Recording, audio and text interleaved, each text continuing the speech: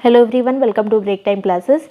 इस वीडियो में हम जून मंथ का करंट अफेयर करेंगे। इससे पहले हम जून मंथ का नहीं कर पाए थे क्योंकि आरओ का एग्ज़ाम आने वाला था और बहुत रिसेंट में एग्ज़ाम था, इसलिए रिसेंटली वाले मतलब करंट अफेयर नहीं पूछे जाते हैं। इसलिए हमने सोचा था कि पहले बूस्टर कर लेते हैं आरओ के लिए, उसके बाद जून का करंट अफेयर करेंगे। तो पहले यहाँ पे जून का कर लेते हैं, पीसीएस के एग्ज़ाम के लिए इंपॉर्टेंट रहेगा या फिर बाकी के भी जो एग्ज़ाम आने वाले हैं उन सभी के लिए इंपॉर्टेंट रहेगा। और इसके बाद जो है जुलाई वाला भी कर लेंगे।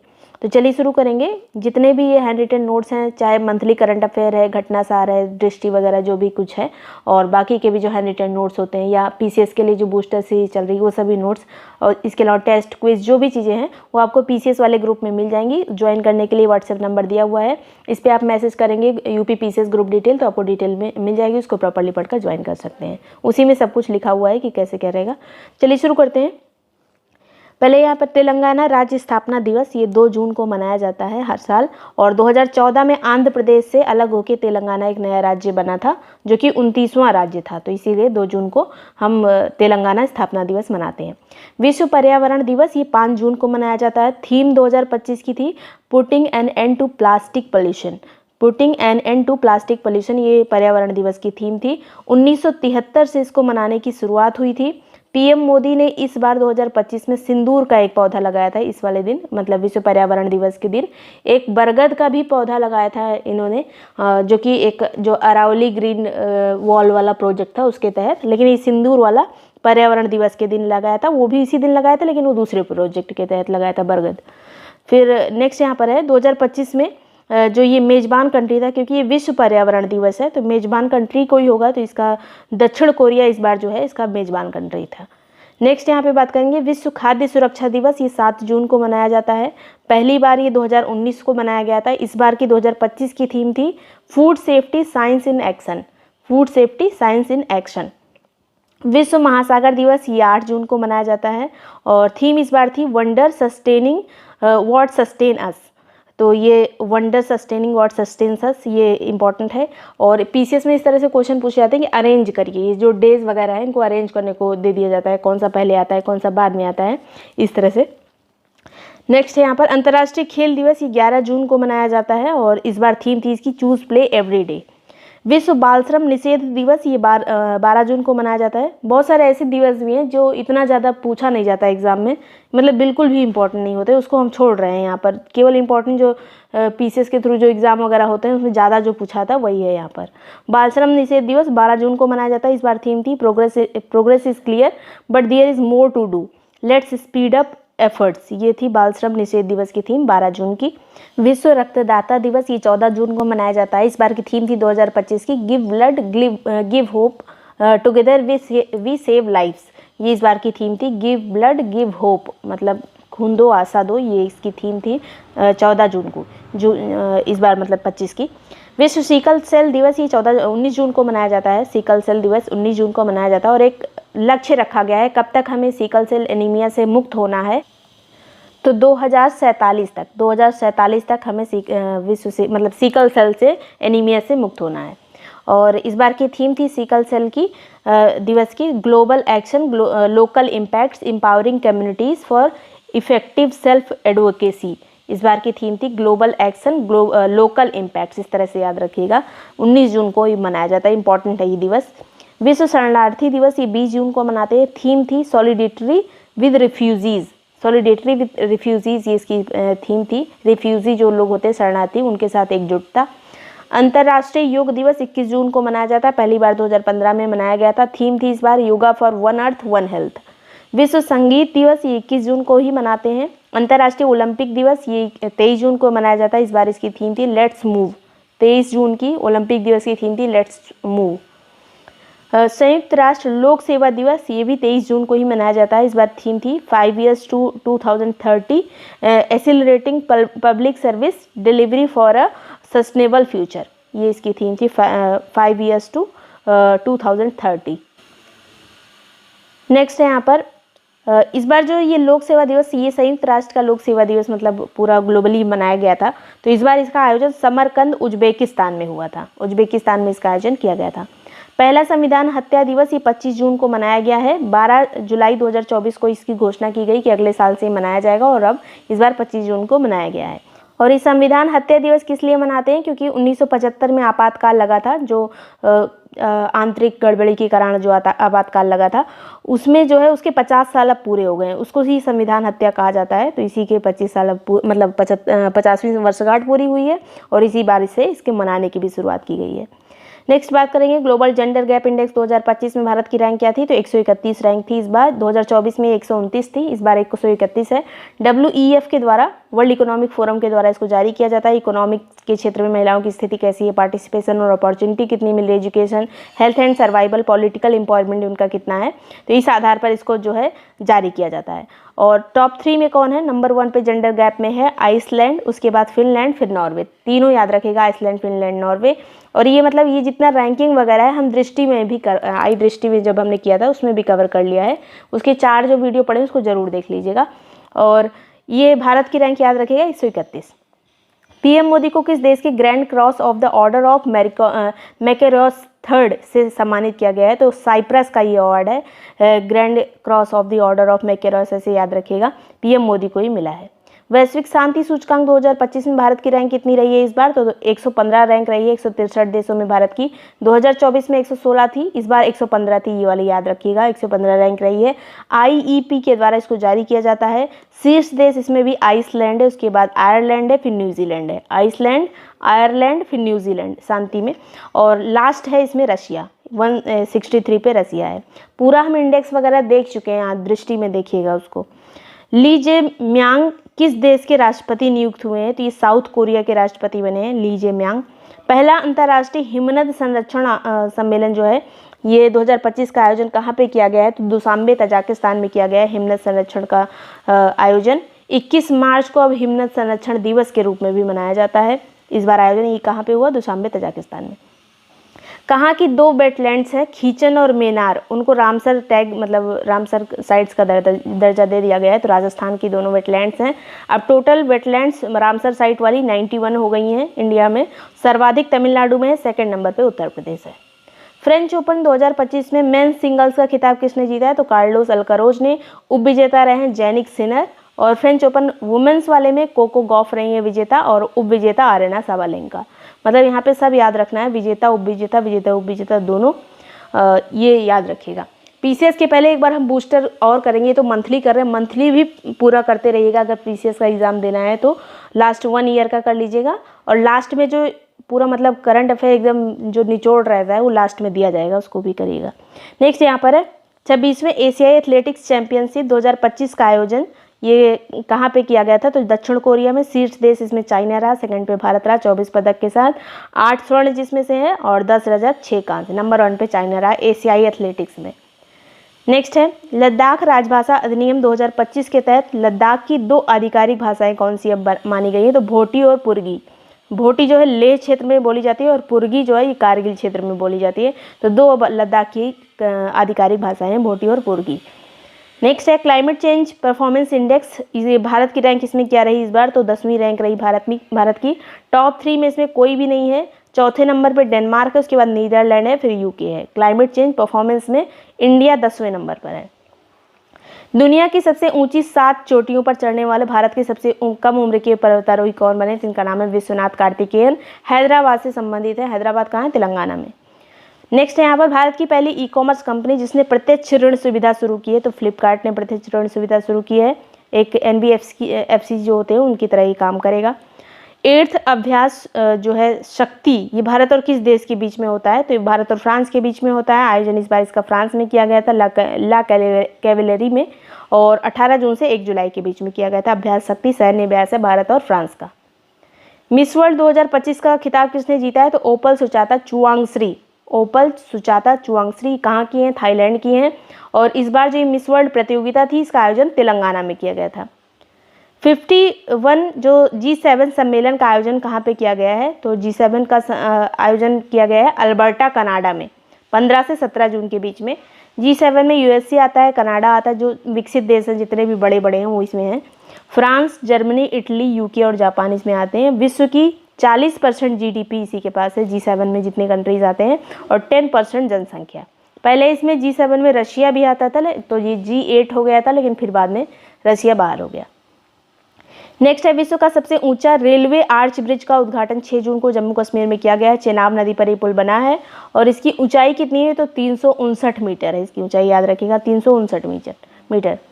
ईरान से भारतीयों को निकालने के लिए भारत ने कौन सा मिशन लॉन्च किया था तो ऑपरेशन सिंधु लॉन्च किया था। जो लड़ाई हो रही थी ईरान इजराइल वगैरह की, तो ये ऑपरेशन सिंधु भारत की तरफ से चलाया गया था अपने नागरिकों को निकालने के लिए।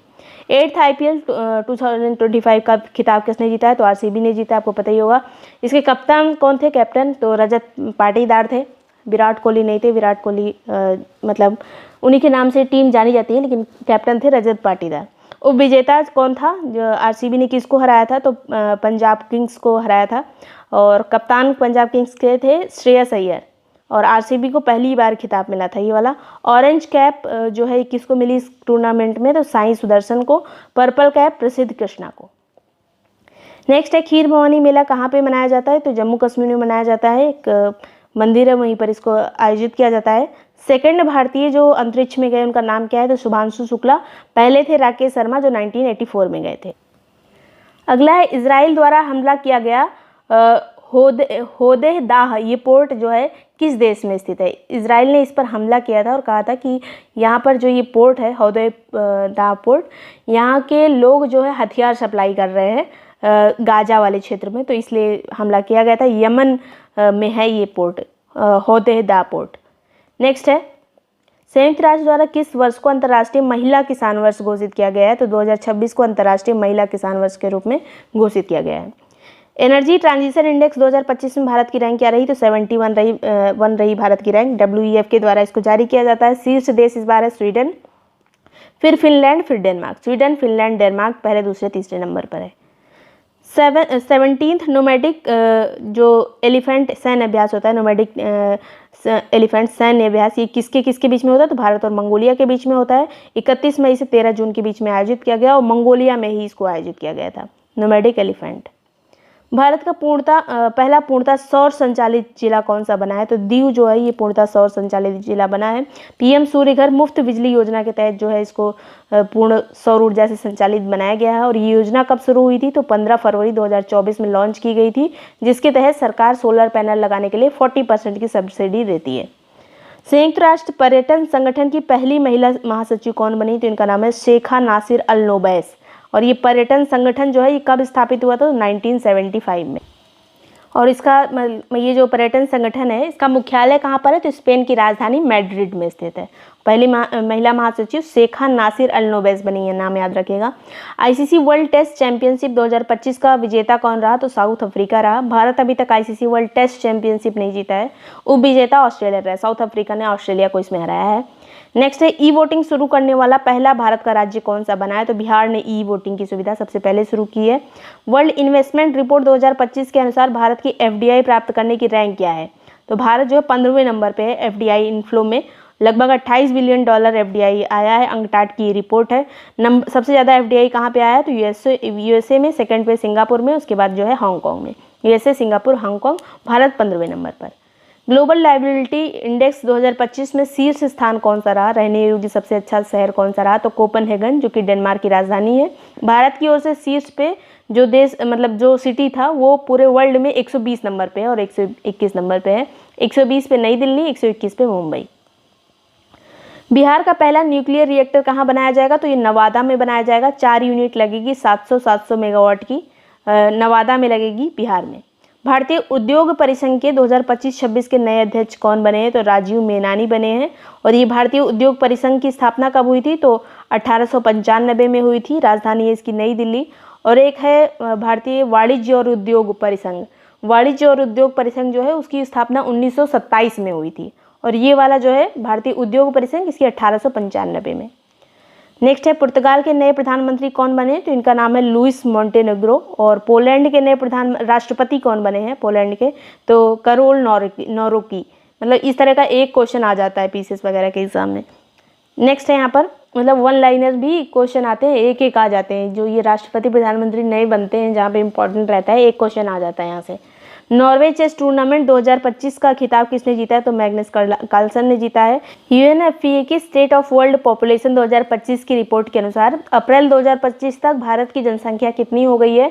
तो 146.39 करोड़ जो है भारत की जनसंख्या हो गई है। और फर्टिलिटी रेट कितना है? 1.9। फर्टिलिटी रेट 1.9 है और टोटल पॉपुलेशन 146.39 करोड़ रुपए नहीं है, मतलब लोग। और 0 से 14 साल तक की जो लोग हैं वो 24% है इनमें से, और 15 से 64 वर्ष के जो हैं ये 68% है लगभग, और 65 साल से ऊपर जो हैं वो 7% है। ओजोफेनी को किस राज्य का GI टैग मिला है? तो ये ओजोफेनी एक तरह का अल्कोहल है, गोवा से इसको जो है GI टैग मिला है। 12th world para athletics championship का ब्रांड एम्बेसडर कौन बनाया गया है? तो कंगना रनौत बनी है। और आयोजन कहाँ पे किया गया था? तो दिल्ली में किया गया था इसका आयोजन 27 सितंबर से 5 अक्टूबर के बीच में। भारत की पहली योगा नीति शुरू की है किसने, मतलब किस राज्य ने? तो उत्तराखंड के द्वारा भारत की पहली योगा नीति शुरू की गई है। UN सस्टेनेबल डेवलपमेंट रिपोर्ट में भारत की रैंक कितनी रही थी इस बार? तो 99 रैंक रही थी इस बार भारत। शीर्ष देश इसमें कौन सा है ये सस्टेनेबल डेवलपमेंट रिपोर्ट में? तो नंबर 1 पे है फिनलैंड, उसके बाद स्वीडन है, फिर डेनमार्क है। फिनलैंड, स्वीडन, फिर डेनमार्क। कॉन्वेक्स एक्सरसाइज 3 ये कॉन्वेक्स है, मतलब उसी तरह का नाम है ऐसे। तो इसका ये अभ्यास जो है IAEA और रोमानिया के द्वारा इसको मिलकर आयोजित किया गया था। भारत सहित बहुत सारे देश इसमें शामिल थे। इसका उद्देश्य पूछा जा सकता है तो परमाणु आपातकालीन स्थिति से निपटने की तैयारी के लिए, मतलब इसका उद्देश्य है कि अगर कोई परमाणु से रिलेटेड कोई घटना होती है तो उससे कैसे निपटा जाए, तो इसके लिए एक्सरसाइज थी। ब्रांड फाइनेंस इंडिया जो 100 वाली लिस्ट होती है 2025 की, इसके अनुसार मोस्ट वैल्यूएबल ब्रांड कौन सा है? तो नंबर 1 पे है टाटा ग्रुप और सेकंड नंबर पे है इन्फोसिस। नंबर 1 पे टाटा ग्रुप। देश का सबसे बड़ा ऑटोमोबाइल गति शक्ति मल्टी मॉडल कार्गो टर्मिनल कहाँ पे बना है? तो ये Maruti Suzuki India limited Manesar में बना है, हरियाणा में। और इसका उद्घाटन 17 जून को रेल मंत्री अश्विनी वैष्णव ने किया था। और ये PM गति शक्ति योजना कब आई थी? 2021 में आई थी, जिसके तहत ये सब बन रहा है। नेक्स्ट जो है एयर इंडिया ड्रीम लाइनर विमान दुर्घटना A171 बोइंग 7878 का ये जो है जो दुर्घटना हुई थी, कब हुई थी? 12 जून 2025 को। और अहमदाबाद से लंदन फ्लाइट जा रही थी। 242 में से लोग उसमें शामिल थे, उसमें से 241 लोगों की मृत्यु हो गई थी। एकमात्र जीवित व्यक्ति कौन है? तो विश्वास कुमार रमेश। इस हादसे में CM जो गुजरात के पूर्व CM थे विजय रूपाणी, उनकी भी मृत्यु हो गई थी। और BG कॉलेज पे जाके जो है फ्लाइट वो लगी थी, वहाँ पे भी कई लोग मर गए थे। और ये जो है इसमें जो जितने भी लोग शामिल थे, जितने भी इस हादसे में, उसमें भारतीय थे 169, ब्रिटिश थे 53 और पुर्तगाली 7, कनाडा का एक व्यक्ति था। नेक्स्ट है केंद्र सरकार ने जातीय जनगणना की अनुमति 16 जून को दे दी है। और 1931 की जनगणना के बाद से जातीय आंकड़े नहीं जोड़े जाते थे, लेकिन अब जो है जातीय आंकड़े जोड़े जाएंगे। जनगणना जो है संघ सूची का विषय है, 7वीं अनुसूची के तहत ये जनगणना आती है। और जनगणना वाला अधिनियम 1948 में आया था और कुछ नियम आए थे 1990 में, तो इसी नियमों के तहत, अधिनियम के तहत ये जनगणना होती है। इस बार जो 2027 वाली जनगणना है ये 2 चरण में होगी। वैसे 2026 से ही शुरू हो जाएगी, 1 अक्टूबर 2026 से, लेकिन ये हिमालयी क्षेत्रों में शुरू होगी, जम्मू कश्मीर, लद्दाख, हिमाचल प्रदेश, उत्तराखंड। और 1 मार्च 2027 से बाकी पूरे भारत में होगी। तो डेट याद रखिएगा, 1 अक्टूबर 2026 से हिमालयी क्षेत्रों में और 1 मार्च 2027 से बाकी भारत में। IMD विश्व प्रतिस्पर्धात्मकता रैंकिंग जारी की गई, 36वां एडिशन है इसका। International institute for management development के द्वारा इसको जारी किया गया है। शीर्ष देश इसमें स्विट्जरलैंड है, उसके बाद सिंगापुर, फिर हांगकांग, लास्ट में आता है वेनेजुएला। शीर्ष वाला याद रखिएगा प्रतिस्पर्धात्मक रैंकिंग में स्विट्जरलैंड, सिंगापुर, फिर हांगकांग। भारत इसमें 41वें नंबर पे 41। QS वर्ल्ड यूनिवर्सिटी रैंकिंग 2026 जारी की गई है, 22वां एडिशन इसका जारी किया गया है। रोजगार, योग्यता और स्थिरता के आधार पर इसको जारी किया गया है। और लगातार 14 साल से MIT USA का जो है मैसाचुसेट्स प्रौद्योगिकी संस्थान ये नंबर 1 पे है QS वर्ल्ड रैंकिंग में। MIT नंबर 1 है, उसके बाद इंपीरियल कॉलेज लंदन UK का है ये, और फिर स्टैनफोर्ड विश्वविद्यालय है USA का। भारत के 54 संस्थान, 54 संस्थान जो है ये QS वर्ल्ड यूनिवर्सिटी रैंकिंग में शामिल हैं। इनमें से भी शीर्ष पे कौन है? तो 123 नंबर पे IIT दिल्ली, फिर 129 पे IIT मुंबई, फिर 180 पे IIT मद्रास। IIT दिल्ली मतलब QS वर्ल्ड रैंकिंग में इंडिया की तरफ से नंबर 1 है। तो इतनी चीज़ें थी जून करंट अफेयर से। और वीडियो पसंद आया हो, यूज़फुल लगा हो तो लाइक सब्सक्राइब कर लीजिएगा। ये बाकी के जो करंट अफेयर वगैरह हैं जून मंथ के भी, वो आप आई दृष्टि से कवर कर सकते हैं। और ये एक था कि रिकॉल पूरा जून मंथ इसमें हो जाएगा। बाकी जो भी एग्ज़ाम आने वाले हैं पीसीएस के अलावा भी, उन सभी में ये हेल्प करेगा। और ये सारे नोट्स वाले, चाहे मंथली वाले हों, चाहे घटनासार, आई दृष्टि या बाकी के जो हैंड रिटन नोट्स टेस्ट वगैरह होते हैं, वो आपको यूपी पीसीएस वाले ग्रुप में मिल जाएंगे। ज्वाइन करने के लिए नंबर दिया है, इस पर व्हाट्सएप करके ग्रुप की डिटेल्स ले सकते हैं, उसको प्रॉपर्ली पढ़कर ज्वाइन कर सकते हैं। Thank you so much watching break time classes.